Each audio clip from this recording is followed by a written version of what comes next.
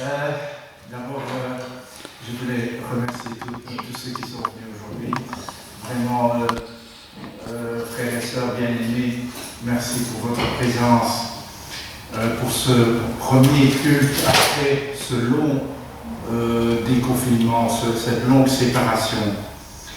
Alors, je voulais commencer par remercier le Seigneur, parce qu'on dit les dirigeants ont permis que, mais ce n'est pas les dirigeants qui ont permis, c'est le Seigneur qui a permis. Parce que, voilà, plusieurs semaines que nous prions, comme il nous est demandé dans Timothée chapitre 2, il nous est demandé de prier pour les autorités. Et c'est ce que nous avons fait. Nous avons prié et le Seigneur a pourvu. Le Seigneur a convaincu les autorités d'assouplir des consignes qui étaient vraiment impossibles à tenir, quoi. Et donc c'est ce qui permet qu'aujourd'hui la porte est ouverte et que même si nous ne sommes pas tellement nombreux, ce n'est qu'un début. Nous espérons que les choses vont aller en s'améliorant. Pourquoi devons-nous prier pour les autorités? Ben justement, une des raisons, c'est pour que nous puissions vivre notre foi en toute liberté. Et donc, c'est important, donc, de prier pour les autorités, afin qu'ils ne nous privent pas de la joie de nous rencontrer et de vivre notre foi en toute liberté et de pouvoir aussi la proclamer. Alors, dans le psaume 122, j'ai mis 112, mais à mon avis, c'est 122. C'est 122. Le premier vers, c'est « Je suis dans la joie quand on me dit « Allons à la maison de l'Éternel ». Alors, je suis convaincu qu'aujourd'hui, vous êtes tous dans la joie d'être ici, dans la maison de l'Éternel. Mais malgré tout, il y a quand même quelques règles que je vais résumer. Il y a bien sûr toujours la distanciation. Maintenant, on a parlé de 1,50 m. Mais ici, vu que nous allons chanter, d'abord, on ne voulait pas qu'on chante du tout. Et donc, c'est une première victoire que nous avons, c'est que nous pouvons chanter, mais à distance de 2 mètres. Et avec les masques. Hein. Donc, c'est quand même déjà une première victoire. Alors, je sais que nous brûlons l'envie de nous serrer dans les bras, mais voilà, c'est interdit en ce moment, de toute façon. Voilà, on se donne un petit coup de pied, un petit coup de coude, voilà. Donc, voilà, les contacts physiques à éviter. Les toilettes, on a limité les toilettes, donc on a besoin de 4 toilettes, parce qu'à chaque fois il faut nettoyer. Donc voilà, à utiliser en cas d'urgence. C'est ce qu'ils disent, en cas d'urgence. Bon. Alors, Oui. on va aller en bas. Il y en a une ici. Il y en a une ici. On peut aller là. Oui. Alors, une dernière chose, s'il vous plaît, bon, c'est une première aujourd'hui, mais à l'avenir, ce serait bien si vous pouviez vous inscrire, dire voilà, dimanche je viens, parce que ça ne se nous permet. Voilà, on a mis les chaises un peu, on ne savait pas très bien comment les mettre, et donc ça nous permet de grouper les familles ensemble. Etc. Et donc d'agencer la salle de la meilleure façon. Voilà, je pense que j'ai tout dit. Mais voilà, encore une fois, je veux remercier le Seigneur pour cette joie, cette grâce qu'il nous fait aujourd'hui de pouvoir nous réunir afin de le louer et l'adorer. Voilà. Je laisse la place maintenant au premier président depuis le déconfinement.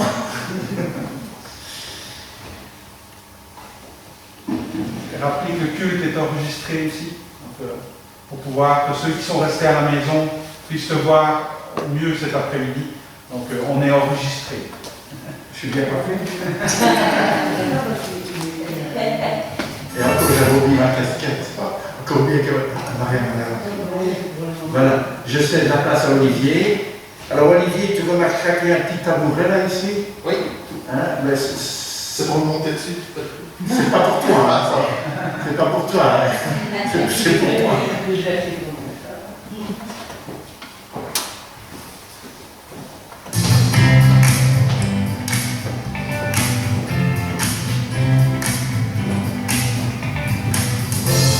Le chant tourne-t-il, allons à la maison de l'Éternel. Oh, quel amour, quelle paix dans la maison de l'Éternel. Oh, quel chant tourne-t-il, allons à la maison de l'Éternel. Oh, quel amour, quelle paix dans la maison de l'Éternel. Il y a la joie et à la joie, à la paix, à la paix, à l'amour dans la maison de Dieu. Il y a du frère et à la frère, à des sœurs et à des sœurs. Quel amour dans la famille de Dieu.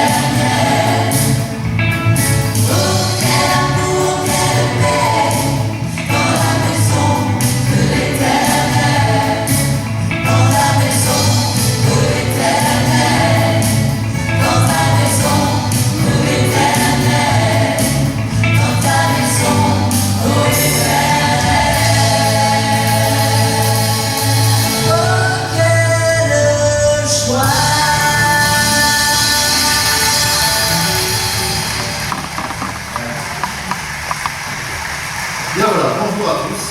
C'est vrai que ça fait du bien d'avoir le masque, déjà d'être ici sans masque. Et quelle joie de se retrouver ensemble. On a déjà dit 2 fois ce matin, tu l'as déjà dit, on le redit, les gens le confirment. Donc c'est vrai que c'est vraiment une joie, on s'en est peu ce matin, c'est déjà une joie de vraiment pouvoir se retrouver. Jeff, est-ce que je peux te demander de prier pour remettre le culte dans les mains du Seigneur? Seigneur, ce matin, nous voulons te remercier parce que tu nous permets d'être ici, en ce lieu. Et même si tous nos frères et nos sœurs ne se sont pas joints à nous, pour diverses raisons, pour la santé, pour l'âge, Seigneur, nous savons que nous sommes ensemble avec toi, en esprit. Merci Seigneur parce que malgré ces 3 mois où nous avons été séparés, Père, tu nous as gardés. Et merci Seigneur parce que nous sentons ta présence. Nous savons que tu es là à côté de nous, jour après jour. Merci Père de bénir ce culte, qu'il te soit agréable et que nous puissions encore entendre ta parole aujourd'hui. Amen. Amen. Alors, il est mis dans la parole de Dieu que là où 2 ou 3 sont réunis, au moment où je suis au milieu d'eux, Jésus, on a cette certitude ce matin qu'il est au milieu de nous, qu'il est au milieu de nous et qu'on peut aussi ensemble et qu'on vit vraiment une unité, aussi bien ici, dans ce lieu de culte, que, comme on l'a dit, pour ceux qui sont à la maison, qui regarderont le culte tout à l'heure. La fois prochaine, vous serez peut-être là. Si ce n'est pas la fois prochaine, ce sera la fois après. Mais je pense qu'en tout cas, on vit vraiment cette unité et on est tous ensemble. Et ça fait vraiment partie de la famille de Dieu. Et c'est vraiment une joie aussi de pouvoir le faire et de savoir que la joie et la paix se trouvent dans la maison du Seigneur. Et le premier chant est « Nous voulons vivre l'unité ». Alors je ne sais pas si on se lève, si on ne se lève pas, si on reste. En tout cas, on chante avec le masque, mais en tout cas, on peut peut-être se lever. On peut se lever et regarder.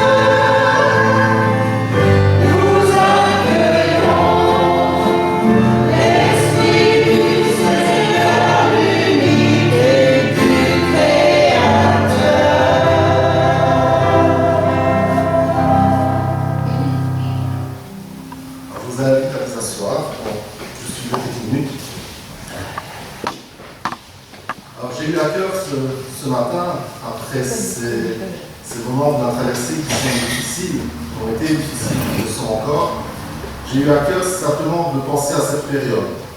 Et pendant cette période, je pense qu'on s'est tous posé des questions. On s'est peut-être aussi demandé, est-ce qu'on va vivre un jour un culte en direct?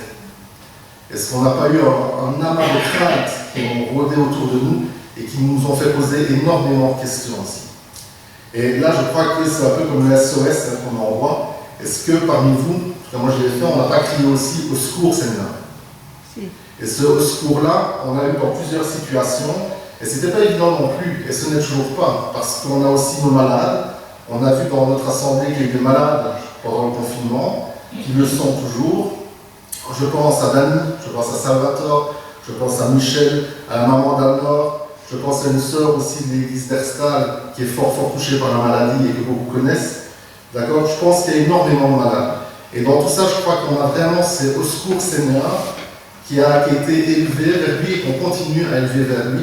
Et je vous invite à chanter un chant maintenant, vraiment dans cet esprit-là. Ce sera Mon secours est en toi. Mais j'aimerais demander simplement à Mika si tu pourrais prier justement pour tous ces malades qu'il y a aussi dans nos assemblées, pour que vraiment le Seigneur puisse les visiter en cet instant-ci. Et puis on chantera un chant. Merci. Oui Seigneur, tu vois toutes ces personnes qui sont touchées par la maladie, Seigneur, par des virus qui sont en eux, par des cancers pour certains. On veut, Seigneur, te les remettre, te demander de les protéger, Seigneur, et si c'est ta volonté, Seigneur, de les guérir. Qu'ils puissent un jour se rendre parmi nous et sans crainte. On veut vraiment être de tout cœur avec eux, penser à eux et on te demande de les bénir particulièrement en ce dimanche de culte. Amen. Amen. Mon secours est en toi.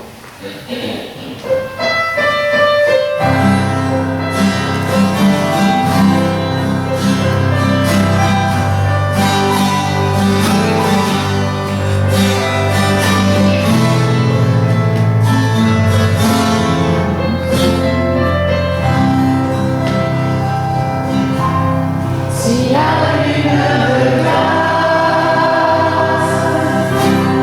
et le soleil menace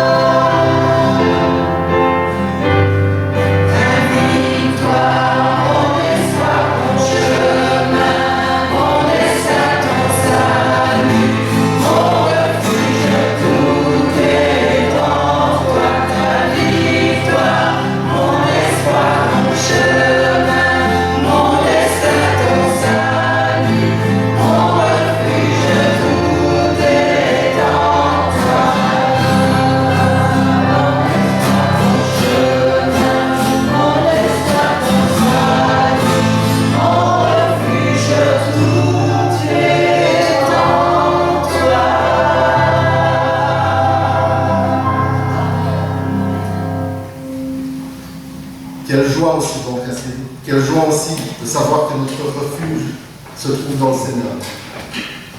Et j'aimerais simplement vous partager une très courte réflexion que j'ai lue la semaine dernière et qui m'a beaucoup interpellé, qui m'a beaucoup touché. Et cette petite réflexion, en fait, je vais vous raconter une histoire. Cette histoire elle commence, il était une fois, voilà, j'étais dans une contrée lointaine, comme ça on n'a pas de similitude. Il était dans une contrée lointaine, une fois, un riche propriétaire. Et ce riche propriétaire décida d'aller faire le tour de cette terre avec son cheval. Il alla se promener, il allait avoir un de ses employés. Et c'était justement le temps de midi, l'employé était en train de manger, et l'employé se mit à genoux et commença à prier pour remercier le Seigneur. Et le riche propriétaire le regardait son cheval et dit, mais pourquoi tu remercies le Seigneur? Pour ça? Tu as un petit bout de pain et un petit morceau de fromage, et tu remercies le Seigneur pour ça? Et l'employé lui répond, ah oui, moi toute ma richesse est dans le Seigneur, et ce qu'il me donne n'a pas de prix. Alors, le propriétaire s'interrogea un petit peu, et l'employé lui dit, au fait, j'ai eu un songe cette nuit. Ah bon, t'as eu un songe? T'as des songes, toi? Il dit, oui, j'ai eu un songe cette nuit. J'ai eu un songe que la personne la plus riche de la vallée allait mourir cette nuit. Alors il dit, bah ouais, mais t'as eu un songe. Et le propriétaire s'en alla sur son cheval, et puis il se dit, le plus riche de la vallée, c'est moi. Et il commença un peu à trembler, à avoir des sueurs, comme on pourrait parfois psychoter ici. Et là, il se dit, non, ça va pas, je vais mourir cette nuit, je vais aller voir mon médecin. Il alla voir son médecin, et le médecin le rassura en disant, ne tracassez pas, tout a l'air en mort, je ne pense pas qu'il va vous arriver quelque chose cette nuit. La nuit se passa, et le lendemain matin, on entendit ceci. On frappa à la porte, et on dit, monsieur, votre employé est décédé cette nuit. La personne la plus riche de la vallée, ce n'était pas le propriétaire, c'était l'employé. Alors je ne sais pas si on a qui ont déjà entendu Calogero, ici qui dit on est riche que de ses amis.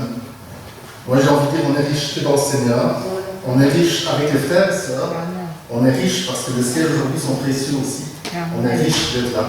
Et je vous invite à chanter 2 chants. Le premier c'est Un jour dans tes parvis, le J'aime 355, et le suivant c'est J'aime ta présence, Jésus. On peut se lever de chanter ce chant.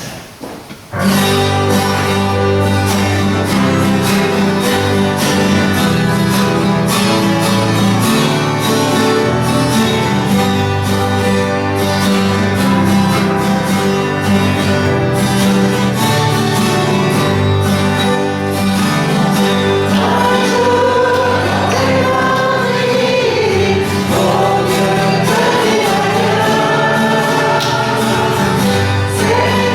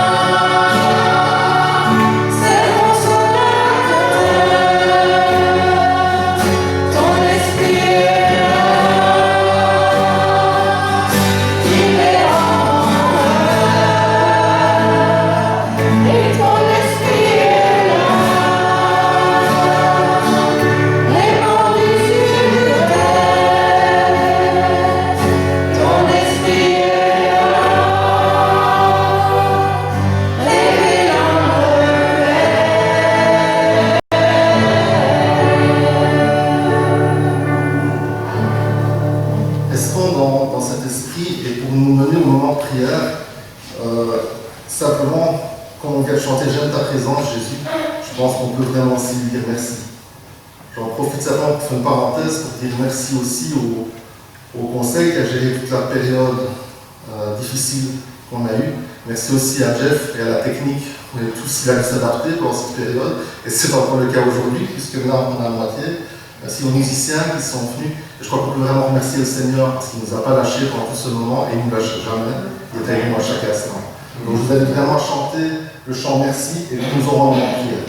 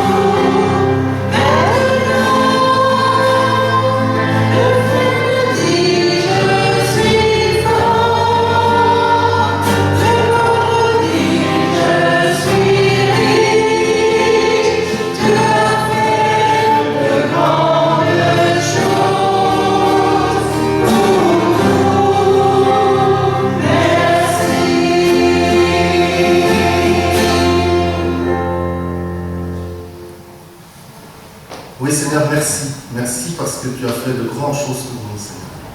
Merci parce que tu en fais encore, Seigneur. Merci aussi parce que tu as donné ton Fils. Seigneur, merci parce que tu nous permets d'être riches ce matin, Seigneur, et de venir en ta présence.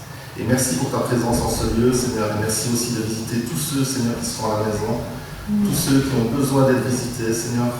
Montre-leur vraiment aussi ta présence, Seigneur. Fais-leur ressentir ta présence là où ils sont. Amen. Amen.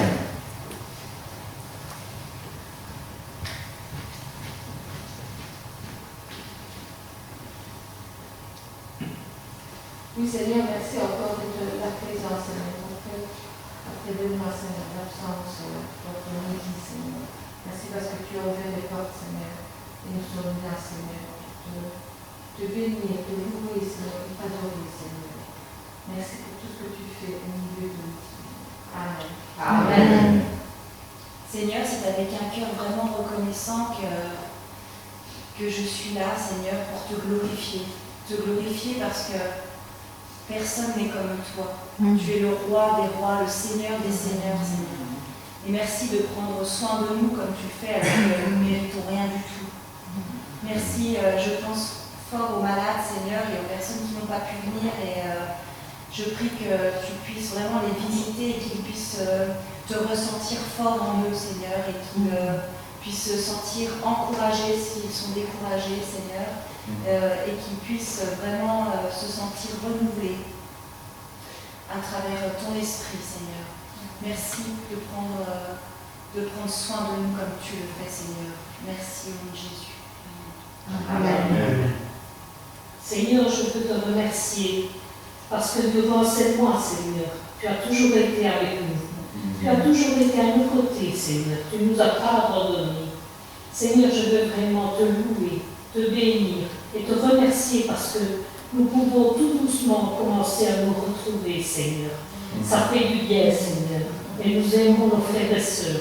Et nous aimons nous revoir, Seigneur. Je veux vraiment te dire merci pour cela, Seigneur. Amen. Amen.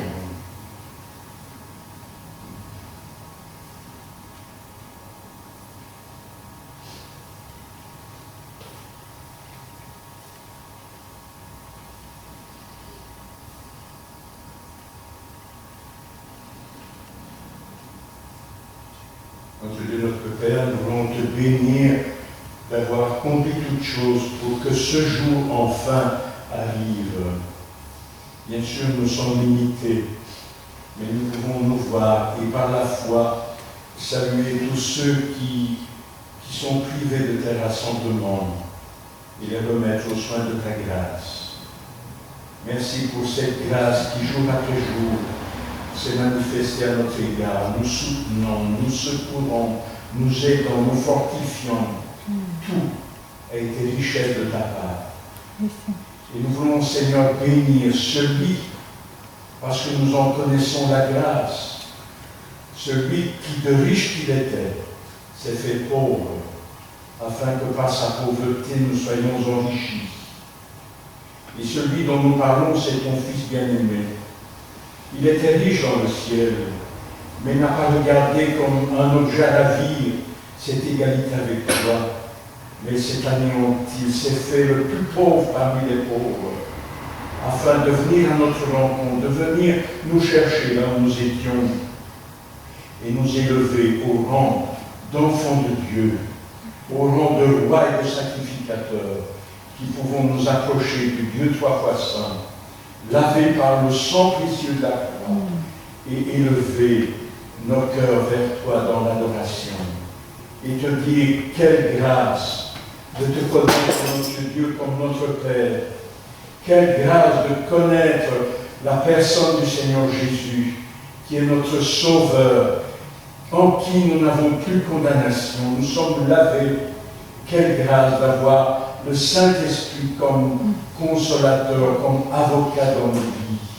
Tout est grâce par le même toi. Qui peut être aussi riche que nous, tes enfants? C'est pourquoi nous célébrons, nous élevons ton nom pour une telle grâce qui nous est offerte. Au nom de Jésus. Amen. Amen.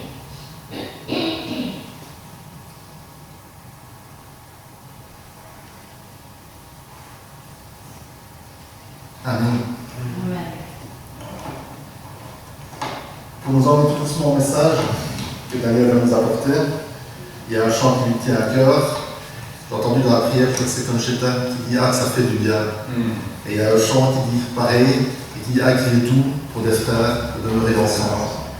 Et on va le chanter, et après Daniel, c'était la place. Voilà.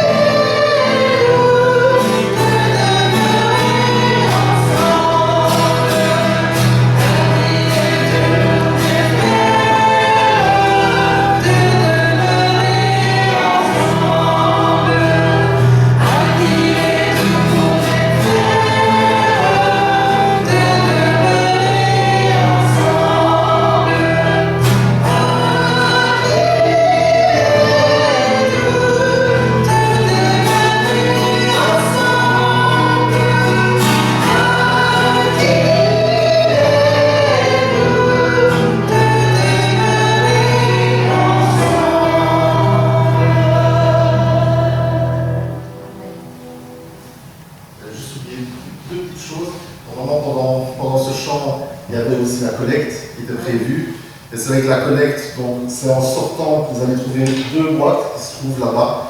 La première boîte où il y a une offrande, c'est pour l'offrande. Et la deuxième boîte pour les munitions, c'est pour la munition. Voilà. Donc n'oubliez pas en partant, on ne passe pas. Une autre petite chose, Daniel m'a posé aussi la question de voir s'il y avait cette scène pendant le premier dimanche. Vous comprenez bien que ça redémarre étape par étape. Et ça, je pense que le conseil a pris la décision aussi de postposer légèrement la Sainte Seine. Donc ça viendra par la suite aussi. Et juste après, je vais désaffecter ma chère et Daniel juste monter dessus. Mais Paul, est-ce que je peux te demander de prier pour le message et notre frère Daniel? Merci.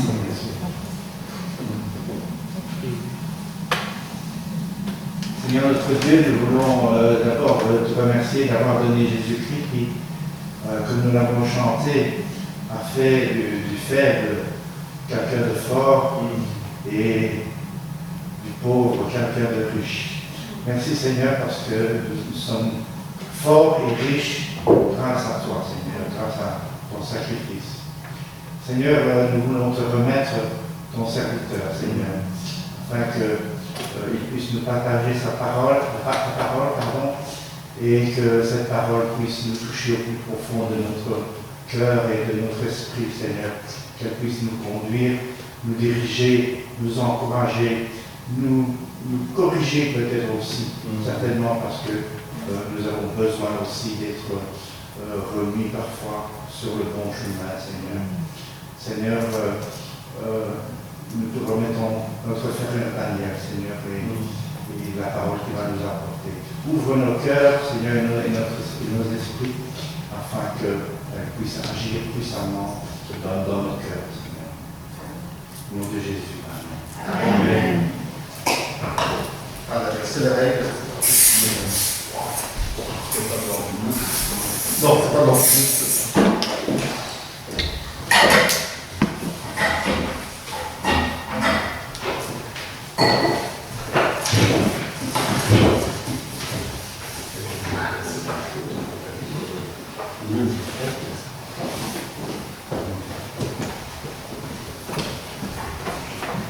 Voilà, bonjour à chacun qui est ici présent.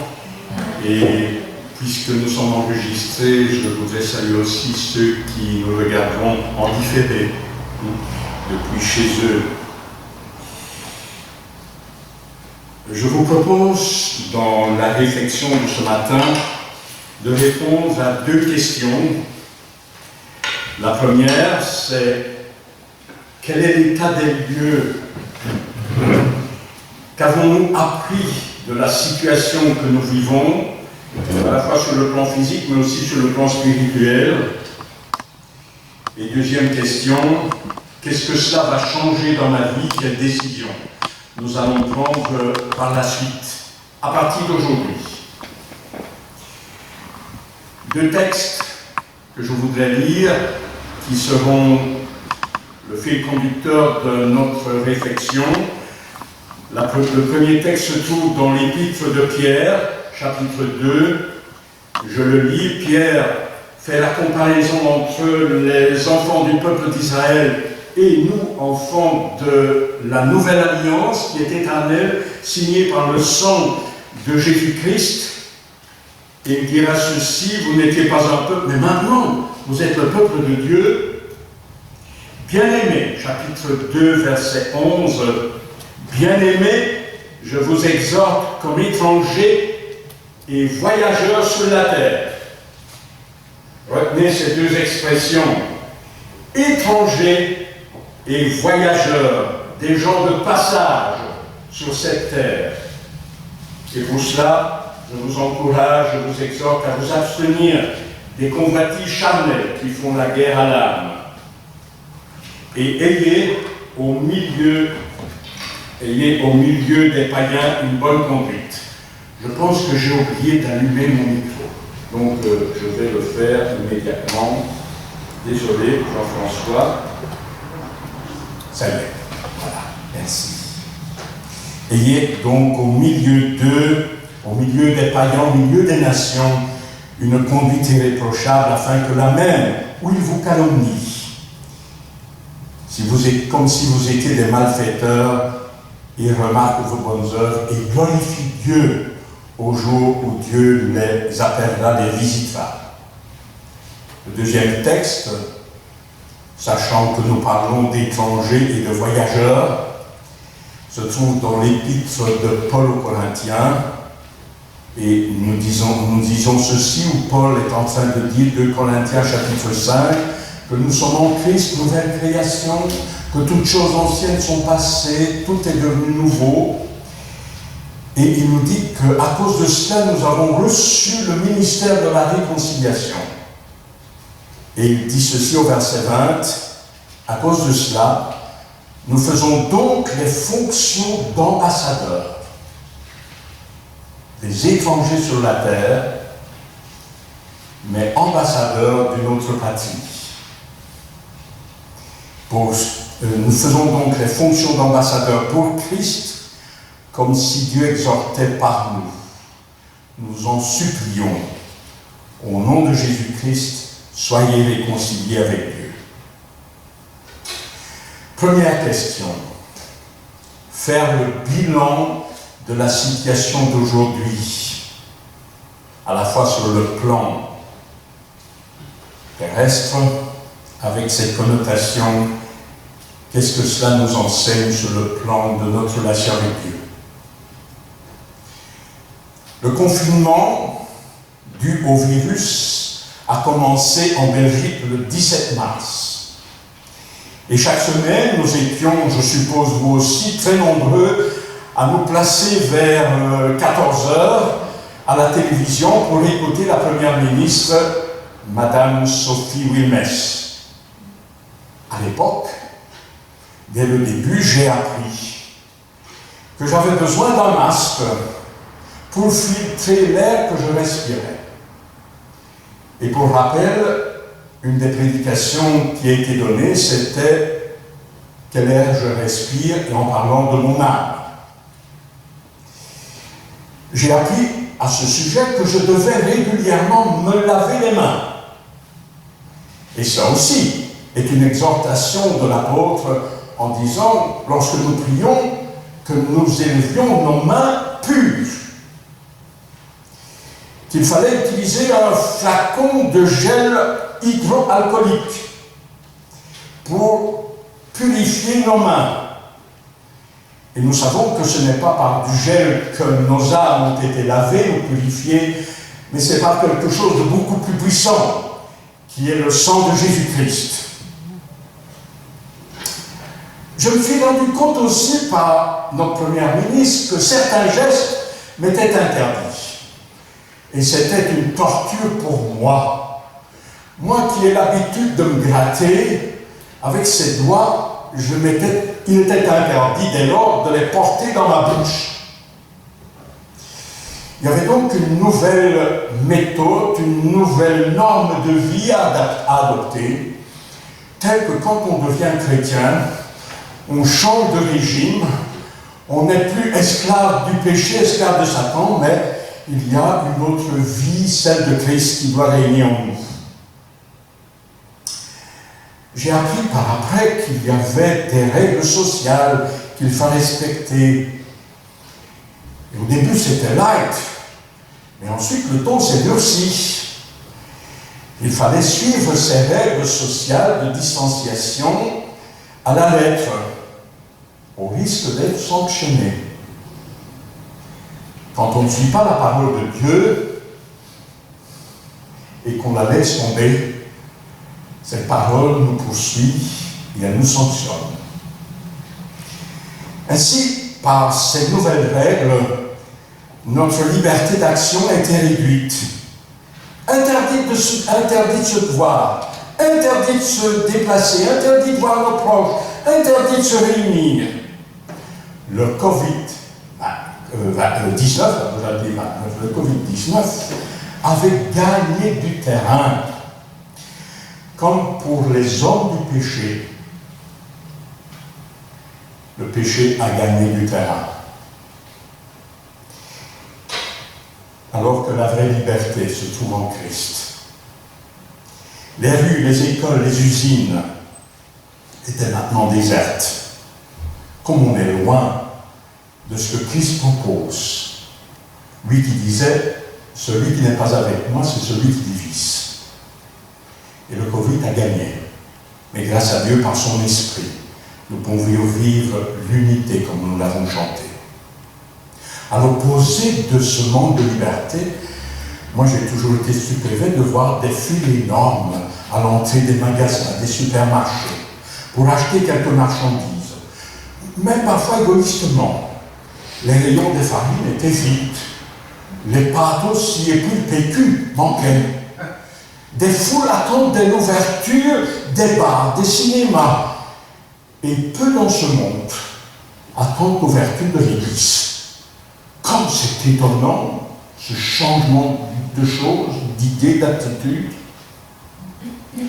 En même temps, nous étions à l'écoute de ces chiffres qui s'amplifiaient chaque jour, du nombre de personnes qui étaient contaminées par le virus, le nombre de personnes qui en décédaient, qui augmentait chaque 24 heures, et nous en étions horrifiés. Est-ce qu'en tant qu'enfants de Dieu, nous sommes horrifiés face au nombre de personnes qui nous entourent et qui vont vers la mort éternelle? Chaque jour, la première ministre nous faisait prendre conscience du rôle de chacun. Alors que nous étions, nous, confinés à rester dans nos maisons, plusieurs étaient sur la brèche, les médecins, les infirmières, pour nous soigner, les pâtissiers, pour nous faire du pain, pour faire en sorte que nous soyons alimentés, les égoueurs, pour faire en sorte que nos vues ne sont pas mauvaises. Mais si on était de l'Église, chacun a son rôle dans l'Église. Prenons-en conscience. À l'annonce de ce virus, au début, au mois de février, on sous-estimait sa gravité. On en rigolait. Une simple grippe. À aucun moment, avant le 17 mars, nous n'avions envisagé une situation aussi catastrophique que celle que nous vivons. Celle que le virus allait engendrer. Pouvons-nous imaginer la catastrophe que le virus péché a engendré dans le monde et qui va entraîner une catastrophe éternelle? Il a fallu rester chez soi pendant 3 mois, et peut-être plus, à travailler dans son appartement ou dans sa maison, pour certains à être au chômage. 3 mois, sans voir les amis, sans voir la famille, sinon que grâce à la technologie, nous avons pu communiquer avec nos proches durant ces 3 mois de confinement, mais même si les voir au travers d'un écran, d'une caméra ou par téléphone était bien, mais c'était rien. Il y avait un manque, un vide. Jamais le face-à-face n'a été remplacé par cette nouvelle technologie. Et en étant privés de liberté, privés de se voir, de voir ceux que nous aimons, une chose que j'ai appris, j'ai pris conscience à quel point mes amis, vous étiez importants pour moi. J'ai appris combien vous nous manquez. Ainsi, le confinement m'a révélé tout ce qu'il y a de mauvais dans le péché. Il m'a appris que je ne suis qu'un pèlerin, qu'un voyageur sur cette terre, et que bientôt je devrais déposer les armes, sauf si le Seigneur Jésus venait. J'ai appris à quitter le rôle de consommateur dans l'Église pour être serviteur du grand serviteur, avec les capacités que le Seigneur donne, en vue de l'édification de son corps qui est l'Église. J'ai appris comment montrer Christ et être mis en marche par lui. Mais en marche vers où? Vers quelle destination, puisque je ne suis que pèlerin ici-bas? Pour ce qui est de la terre, soulignons encore, et voici après quelques jours, que les frontières se sont ouvertes. Pas partout, mais elles se sont ouvertes. Et vite, les agences de voyage se sont remplies. On a besoin de voyage, de découvrir. Et aujourd'hui, en restant responsable des consignes que la Première ministre nous a données, nous pouvons nous rassembler à quelques-uns et par la caméra en saluer ceux qui nous rejoignent en différé. Bien sûr, on voudrait plus. On voudrait la grosse accolade, on voudrait se saluer, s'éteindre. Mais voilà, il faut patienter. Car le Covid est encore présent. Si pour plusieurs nous sommes dans la maison de Dieu, ici, la maison de prière ici à Blain, nous pensons à nos bien-aimés qui sont, à cause de la situation d'aujourd'hui, restés chez eux et que nous saluons encore au nom de Jésus-Christ. Voilà l'état des lieux. On pourra en allonger. Deuxième question. Quel aspect pratique pour moi, pour ma foi, quel engagement, quelle résolution je vais prendre suite à cet état des lieux que nous venons d'énoncer et qui va modifier ma vie. Rappelons qu'en tant qu'enfants de Dieu, nous sommes appelés à vivre dans la communion avec Dieu et dans la communion avec nos frères et sœurs, dans un amour sincère. Et à révéler cet amour que Dieu a déversé dans nos cœurs par son esprit. Apporter le fruit que doit produire le Saint-Esprit dans nos vies. À prendre conscience que notre parcours sur la terre est limité et que, étant pèlerins et voyageurs étrangers, nous avons un rôle d'ambassadeur à jouer sur cette terre. Et cela est répété, bien sûr, dans les textes que nous avons lus au début de cette rencontre, mais cela est aussi dit dans l'évangile de Jean, dans la prière sacerdotale du Seigneur Jésus, alors qu'il se retrouvait là aussi confiné avec ses disciples dans la chambre haute, au moment où il allait instituer sa la Sainte Seine. Voilà, il prie pour les disciples et ceux qui viendront à la connaissance de sa grâce au travers de la prédication de la croix. Voilà comment il s'adresse à son Père. Père, je ne te prie pas de les ôter du monde, mais je te prie de les préserver du mal, de les préserver du méchant, de les préserver des désastres du Covid péché. Je te les prie de cela. Ils ne sont pas du monde comme moi. Père, je ne suis pas du monde, dit Jésus. Sanctifie-les par ta vérité. Ta parole est la vérité. Comme tu m'as envoyé dans le monde, moi aussi, je les envoie dans le monde. Moi aussi, je veux qu'ils soient des ambassadeurs du royaume dans ce monde. Ainsi, depuis le jour où nous avons répondu à l'appel du Seigneur Jésus, nous sommes nés d'en haut. Nous avons changé de patrie. Notre patrie, bien que foulant ici avec nos pieds le sol de cette terre, notre patrie n'est pas ici-bas.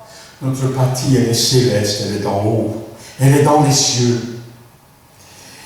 Là où Jésus est entré pour nous comme précurseur, là où il est en train de nous préparer une place, là où nous allons vivre pour toute l'éternité. Nous sommes appelés à montrer que nous sommes des pèlerins, des étrangers, et appelés à exercer le ministère d'ambassadeur sur cette terre en reflétant les caractères du royaume de Dieu, de la patrie d'en haut. Le chrétien est donc un voyageur, est-ce que vous en êtes conscient? Mis en route par Dieu lui-même dans ce monde, en route vers la patrie, vers le ciel, vers la maison du Père, vers la Jérusalem céleste. Un autre mot qui nous parle de l'Église dans le ciel. Bien sûr, la route n'est pas toujours facile. La route est caillouteuse. parsemé de difficultés, de virus de tout genre. Mais c'est dans ce monde qui est du verbe haïr, qui est le prince de la paix, que nous sommes invités à être ambassadeurs.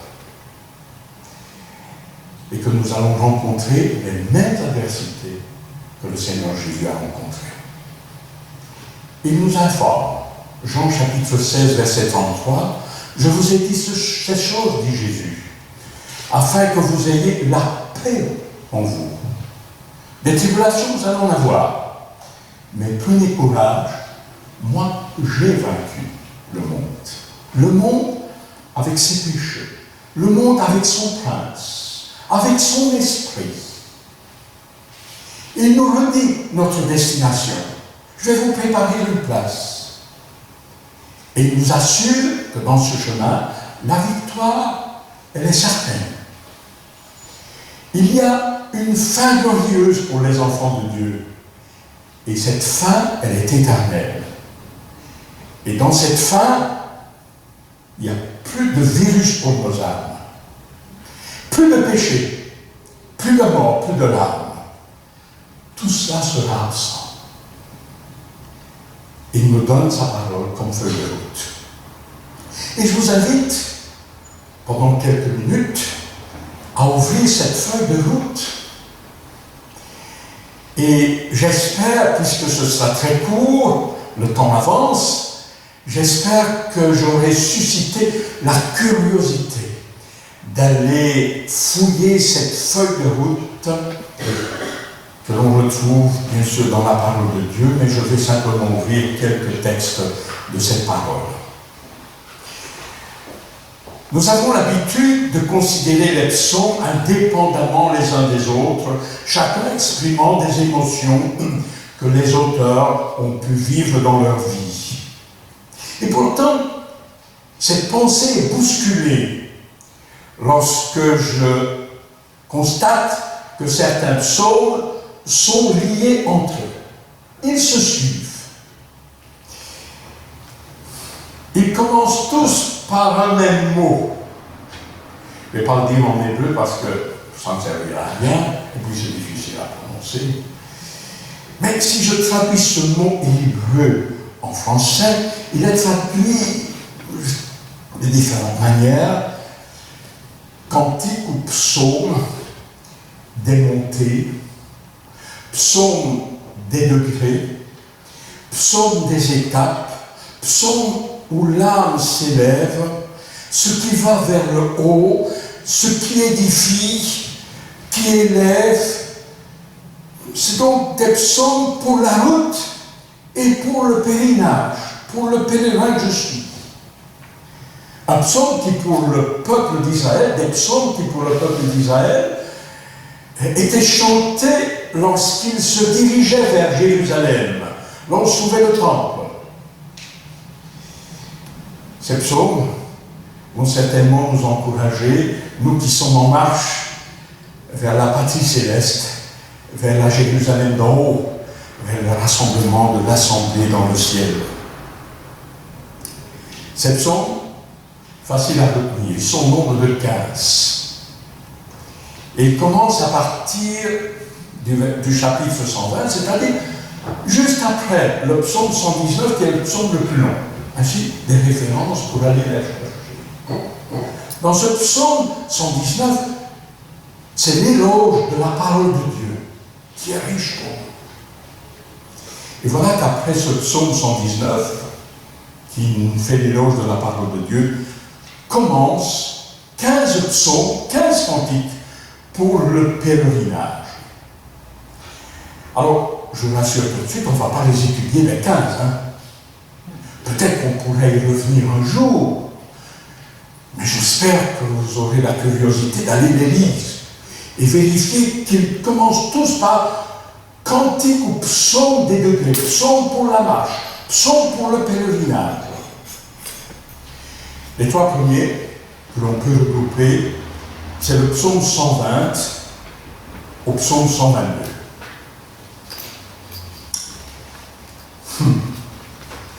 Le psaume 120, je le lis Je lis la première phrase. Chant des montées dans la Bible. Une autre Bible, chant des degrés. Cantique des degrés, cantique de la montée. Voilà ce qui est dit. Dans ma détresse, c'est à l'Éternel que je crie et il m'exauce. Quand je lis cela au début d'un pèlerinage, je me dis, Seigneur, est-ce qu'il n'y a pas autre chose à me proposer que de me rappeler que mon chemin sera difficile dans mon pèlerinage ici-bas. On aurait souhaité que le premier cantique soit un cantique de joie, d'exaltation. Mais non.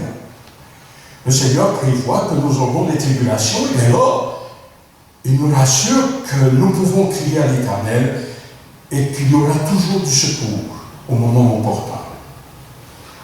Et comment? Le chemin du pèlerinage ici-bas vers la maison céleste est donc un chemin difficile pour le pèlerin, avec l'assurance de la délivrance, d'être entendu. Premier verset du chapitre 121.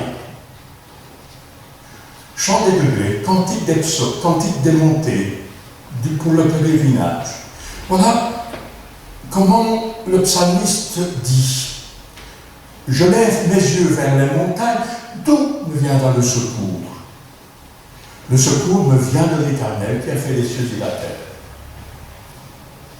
Le fidèle qui est en chemin lève les yeux vers ce qui est en train de l'écraser, vers les difficultés engendrées par le Covid-19, par le péché, par son cortège de souffrance et de mort. Et il s'est dit, mais d'où me viendra le secours? Et si on avait l'occasion de lire, je vous encourage à lire ce psaume, la réponse, elle est pleine d'assurance, pleine de certitude. Je ne permettrai pas que ton pied chancelle. Allez, super. Celui qui te garde, il ne sommeille pas, il ne dort pas. Y a-t-il meilleure assurance d'être gardé par quelqu'un qui jamais sera absent de notre vie, de nos circonstances? Puis arrive le psaume 122 que nous allons lire entièrement, puisque c'est un psaume qui s'adresse pour cette journée. Le psaume 122 est un psaume de réjouissance.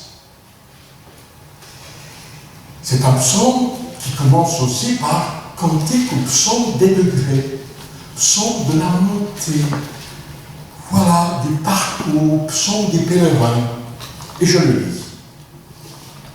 C'est un psaume de David. Je suis dans la joie quand on me dit « Allons à la maison de l'Éternel ». Nos pieds s'arrêtent dans tes portes, Jérusalem. Jérusalem, tu es bâtie comme une ville dont les parties sont liées ensemble. Arrêtons là la première, notre lecture. Verset 1. Quelle exclamation! Je suis dans la joie. Et moi, si j'avais été là, j'aurais épié le regard ou les visages. Parce qu'il y en a qui disent qu'ils sont dans la joie avec un visage qui est par terre. Mais quand on est dans la joie, on est dans la joie. Ça se voit, ça se dit, ça se communique. Et ici, on a l'impression que David, il est dans la joie et que ça se communique aux autres. Voilà, c'est la vie qui est présente. La maison de l'Éternel, je suis dans la joie quand on dit allons à la maison de l'Éternel. La maison de l'Éternel, dans la parole de Dieu, c'est là où le Seigneur, l'Éternel, manifeste sa présence. Là où on peut vivre la communion avec lui et entre frères et sœurs. Là où on peut l'écouter, là où on peut lui parler. Il est évident que la maison de l'Éternel dans l'Ancien Testament, c'est le tabernacle. Puis ce fut le temple, le lieu de sa présence. Pour nous, enfants de Dieu de la Nouvelle Alliance, on pourrait dire, comme on l'a signalé tout au long de notre culte, c'est là où le Seigneur a promis sa présence. D'une part, il a promis sa présence en nous. Nous sommes le temple du Saint-Esprit. C'est là où nous pouvons nous retirer dans notre chambre, fermer la porte, et où là, le Père nous entend. Mais c'est là aussi, quand nous sommes rassemblés autour du Seigneur Jésus, il a promis sa présence. Alors, quand je lis cela, et que je sors du confinement, est-ce que je ressens en moi ce vide du rassemblement? Au point que, au début de la journée, quand je me suis levé, j'ai sauté. Ah, Seigneur, je vais à ta maison, je vais voir des frères et sœurs, je suis content. Je suis content de les voir, Seigneur, ils me manquent tellement. Je sais bien que je ne pourrai pas les embrasser, mais Seigneur, le regard fera l'affaire. On va se regarder, on va sourire, on va montrer qu'on est heureux, exprimer notre joie. Avez-vous remarqué, dans ce premier verset, qui est l'auteur de cette joie? C'est pas le peuple, c'est le roi lui-même, c'est David. Je relis ce premier verset. C'est David qui parle, je suis dans la joie. Et j'extrapole en disant, quand j'entends le peuple dire, allons à la maison de l'Éternel. C'est le roi David qui est dans la joie. Mais alors, bien-aimés, pouvons-nous imaginer la joie du roi des rois, du Seigneur des seigneurs, du Seigneur Jésus, lorsqu'il voit les enfants de Dieu animés d'un tel zèle, d'une telle joie? Ah, on va aller se retrouver dans la maison de Dieu, là-bas, là, on va se voir. Et la joie du Seigneur Jésus, de voir cet élan de cœur, se communique à chacun de nous. Elle est communicative chez nous. Les pèlerins que nous sommes, nous nous encourageons mutuellement. Et en méditant cela, j'essaie d'imaginer le peuple d'Israël en route, venant des quatre coins du pays, même de la Décapole, même au-delà, qui venaient à Jérusalem pour des fêtes spéciales. Et par analogie, nous pouvons imaginer ce que devrait être notre cœur, notre élan, notre joie lorsque nous allons nous rassembler en église. Ça appelle au téléphone. Ami, tu viens avec moi? Oh non, je suis fatigué. Allez, viens. Voilà. Est-ce qu'il y a cet élan d'encouragement pour dire à ceux qui sont lassés du chemin, allez, viens, tu vas voir, ça va être un moment de joie, un moment où on va s'encourager les uns les autres. Et puis voilà qu'on passe le chercher, à pied ou en voiture, à cheval, je ne sais pas moi. On passe le chercher et on va de maison en maison. Il a tout un cortège est en train de se dresser pour arriver jusqu'au lieu, ici à Glun. Et pendant ce déroulement, ce défilé, ce pèlerinage vers Glun, on chante les cantiques. On chante la gloire de Dieu. Et même si aujourd'hui les autorités nous en empêchent, mais le cœur est là pour déborder. Et on dit, Seigneur, Seigneur, allons-y, on est prêt. Ça nous presse. Pourquoi y a-t-il cette joie? Parce que l'enfant de Dieu sait, d'après la parole de Dieu, qu'il y a d'abondantes joies auprès de l'Éternel. Parce que c'est là où deux ou trois sont assemblés à son nom. C'est là où il est doux et agréable que des frères habitent unis ensemble. C'est là que se trouve la bénédiction pour l'éternité. Je suis dans la joie. Pour nous, c'est une joie par anticipation. On voudrait qu'il y ait plus de monde, que ce soit plein nouveau. Mais c'est une joie par anticipation dans notre lieu. Là où notre parcours terrestre nous amène, qui est la maison du Père. Je voudrais faire une deuxième remarque. Savez-vous que David, ici, pour moi, il n'a pas vu le temple. L'Éternel lui a dit, rassemble les éléments de la construction, et puis c'est ton fils qui va construire le temple. Comment se fait-il?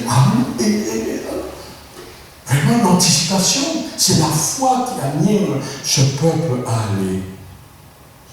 Et dans un sens, nous sommes dans une période du déjà et pas encore. Selon l'apôtre Paul écrivant aux Éphésiens, nous sommes déjà ressuscités, nous sommes déjà assis ensemble avec le Seigneur, nous sommes déjà glorifiés en Christ, mais pas encore réellement. Donc notre cœur est affectionné aux choses d'en haut. Nous nous sommes déjà approchés de la montagne de Sion, dit l'Épître aux Hébreux, de la cité du Dieu vivant. Et là, nous nous sommes approchés de la cité, de la Jérusalem céleste. On y est déjà par la foi, mais pas encore. Et puis le verset 2, nous dit ceci. Ça y est, nos pieds se sont arrêtés à des portes de Jérusalem. Ouf, ça y est, le pèlerinage est arrêté. On y est. Nous avons réussi le voyage. Nous venons partout. Et nous rappelons que dans le ciel, il y en aura de toutes tribus, de toutes langues, de tout peuple, de toute nation qui seront là, assemblés dans le ciel même. Et je voudrais lire avec vous les versets 6 à 9 de ce psaume 122. David, comme le Seigneur Jésus, le roi des rois, nous invite à prier. Verset 6. Demandez la paix de Jérusalem. Que ceux qui t'aiment jouissent du repos. Que la paix soit dans tes murs, Église de Glun. Je désire la paix dans ton sein. Et la demande de prière n'est pas pour sa gloriole à lui, David, mais pour une cause beaucoup plus noble qu'une autorité que le Seigneur Jésus pourrait prendre. Écoutez pourquoi il demande la paix. Que la paix soit dans tes murs, verset 8, à cause de mes frères, de mes amis. Jésus n'a pas honte de nous appeler ses frères. Et à cause de nous, il demande que l'on prie pour la paix dans l'Église. À cause de la maison, et au verset, je désire la paix, à cause de la maison de l'Éternel, notre Dieu, je fais des vœux pour ton bonheur. Qu'est-ce que le Covid m'a renseigné?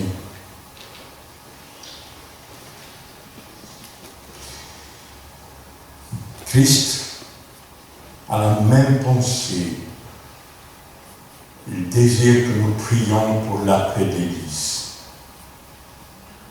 pour sa tranquillité. Alors j'ai noté ici quelques sujets de prière. Prions pour la paix entre nous. Prions pour qu'aucune division n'existe après ce Covid. Prions pour que Dieu vienne par son esprit et sa parole ôter tous les froids qui peuvent exister entre nous. Toutes les jalousies, tous les conflits, toutes les amertumes que le diable aurait pu semer. Prions pour que nous puissions vivre un amour sans aucune ombre. Prions pour que notre Dieu nous protège de l'ennemi de nos âmes et nous protège du mal. Prions pour l'unité de l'Église. Demandons au Seigneur qu'il donne à l'Église d'être une ambassade du royaume céleste et que chaque chrétien qui en fait partie devienne ambassadeur du ciel et de son caractère. Prions aussi pour ceux qui sont à l'avant de la bataille, pour ceux qui ont quitté Père, Mère et qui sont partis dans des pays qui sont hostiles à l'Évangile. Eux aussi font partie de l'Église universelle. Prions pour qu'ils vivent en paix au milieu de ceux qui leur font du mal. Aujourd'hui, ce cantique des montées nous a aidés à réfléchir sur l'après-Covid, pour que nous puissions prier et chanter d'un même cœur sur la route vers le ciel.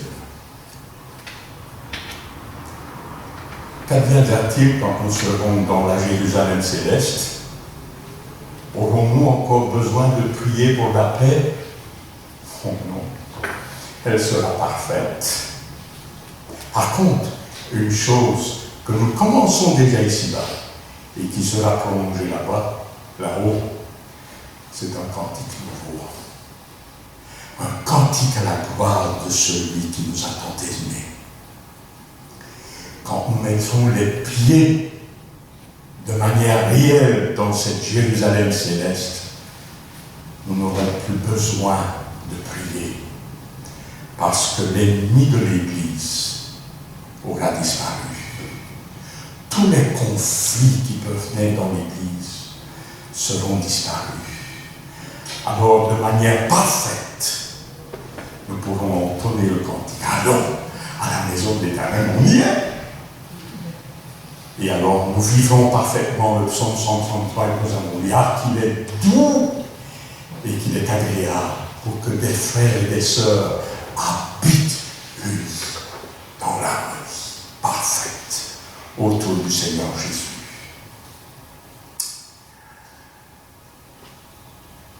Apocalypse chapitre 21. Je vis descendre du ciel d'auprès de Dieu la ville sainte, la nouvelle Jérusalem, prête comme une épouse qui s'est parée pour son époux. J'entendis du trône de Dieu une voix forte qui disait: voici le tabernacle de Dieu avec les hommes. Dieu habitera avec eux. Ils seront son peuple et Dieu lui-même sera avec eux. Nous serons bien-aimés, enfin arrivés. Le pèlerinage sera terminé. Alors le vœu de mon cœur est que j'ai essayé de susciter en vous cette curiosité de relire tout ce chemin proposé dans les psaumes de 120 à 134, psaume des montées, qui va nous donner l'orientation de notre destinée et certainement un encouragement pour nous dans le chemin. Que le Seigneur bénisse sa parole. Amen.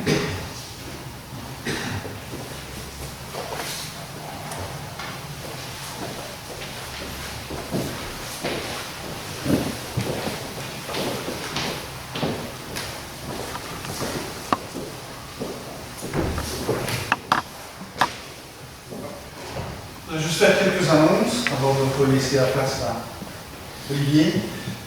Juste préciser certaines choses que j'ai déjà vues pendant le culte, comme ça on va être plus clair. Alors les règles qui sont établies ne sont pas des règles de l'Église de Bain, des règles que nous avons inventées. Nous avons reçu 10 pages, ou un peu moins je pense, de règles, donc on veut absolument les respecter, on veut être un exemple On voudrait surtout éviter, comme c'est arrivé dans certains pays, de voir église de Blain, nouveau foyer du coronavirus.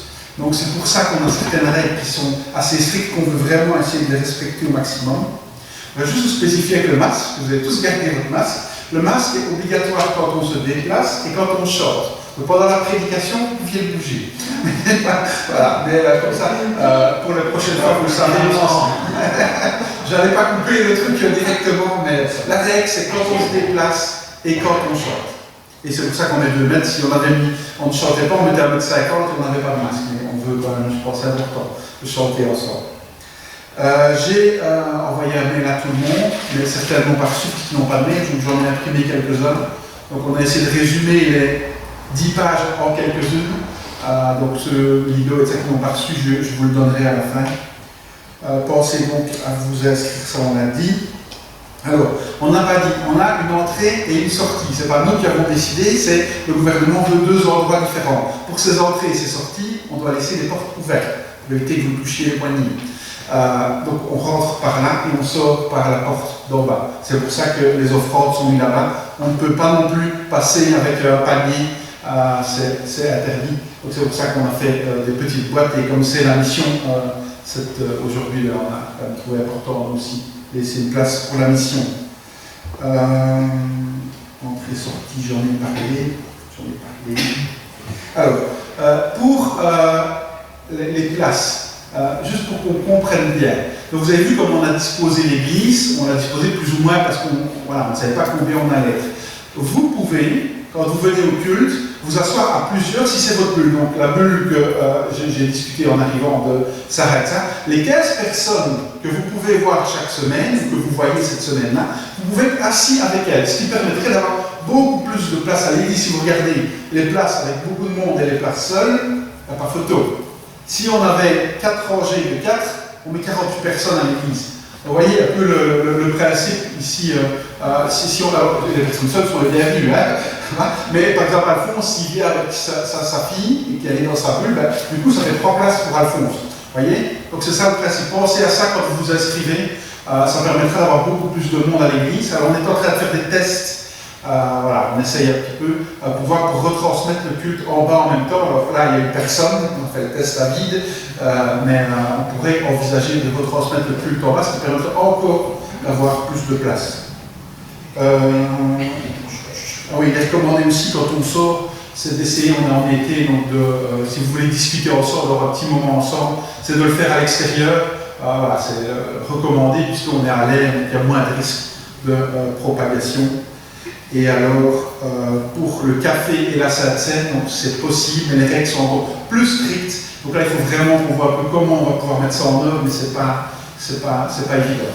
Donc pour le moment, on préfère que vous reveniez à l'église d'abord, et puis on verra pour le café et la Sainte-Seine. Les réunions de prière restent maintenues, et je vous encourage à une réunion de prière. Pour vous donner un exemple, on s'est réunis avec le conseil mardi, c'est un petit témoignage, le 30 juin. On s'est dit, ben voilà, rien n'a changé, ben on va continuer comme ça. On a prié pour que Dieu ouvre un peu les portes, que les choses évoluent, et on est rentré chez nous, et à 10h du soir, donc au dernier moment, puisque après, pour nous, le mois de juillet, ça allait rester comme ça toutes les vacances.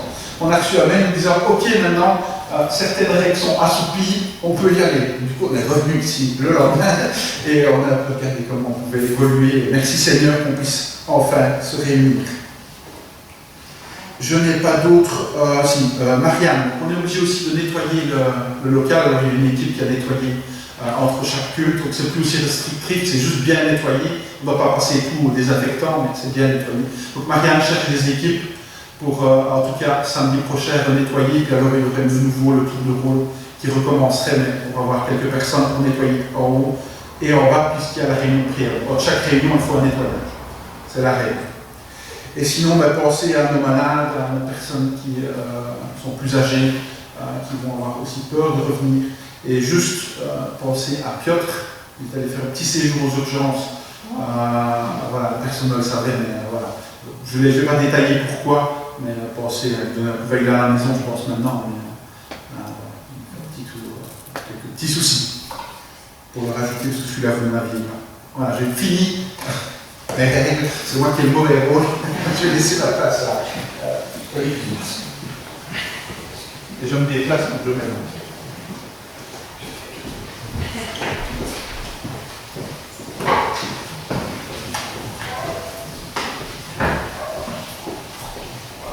Voilà, merci Mika. Même si c'est dans le rôle que tu dis que tu les rappelles. Merci aussi à Daniel. Tout ce que tu nous as rappelé. Alors, on arrive déjà à la fin de notre premier culte où on s'est retrouvés ensemble. Ça passe vite, hein, comme on dit. Bien que ça dure un peu plus longtemps encore. Mais il y a encore une petite chose. Donc simplement, en conclusion, c'est pour finir et conclure sur un culte comme ça, c'est toujours évidemment assez compliqué. Dans notre voyage, en tant qu'ambassadeur, dans notre pèlerinage, en tant qu'ambassadeur, soyons sans crainte. Et je pense que le chant, je vous lis les paroles de ce chant qu'on va chanter maintenant. À toi la gloire, ô ressuscité, à toi la gloire pour l'éternité. Brillant de lumière, l'ange est descendu, il roule la pierre du tombeau vaincu. À toi la gloire, ô ressuscité, à toi la victoire pour l'éternité. Vois-le paraître, c'est lui, c'est Jésus, ton sauveur, ton maître, ô ne doute plus. Craindrai-je encore? Il vit à jamais, celui que j'adore, le prince de paix. Il est ma victoire, mon puissant soutien, ma vie et ma gloire, non, je ne craindrai rien. Vous pouvez même rajouter en parenthèse lors de ce pèlerinage. Et à toi la gloire, ô ressuscité, à toi la victoire pour l'éternité. Je vous invite à chanter le chant, à toi la gloire.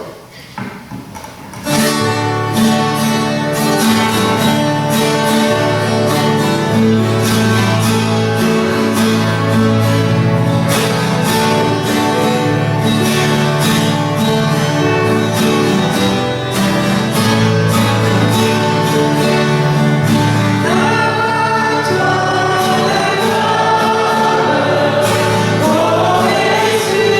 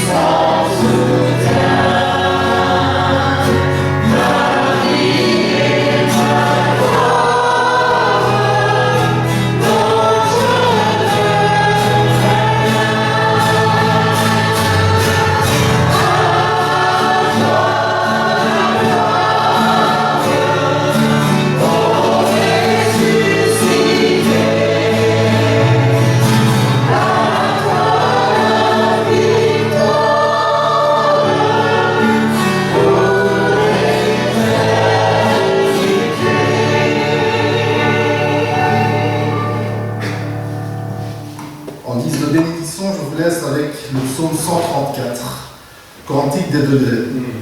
Voici, bénissez l'Éternel, vous tous, serviteurs de l'Éternel, qui vous tenez dans la maison de l'Éternel pendant les nuits. Élevez vos mains vers le sanctuaire et bénissez l'Éternel. Que l'Éternel te bénisse de Sion, lui qui a fait les cieux et la terre. Je vous souhaite à tous un excellent dimanche. On fait un petit coucou aussi à ceux qui sont derrière leur écran. Soyez en paix et soyez bénis. Excellent dimanche à tous. Amen.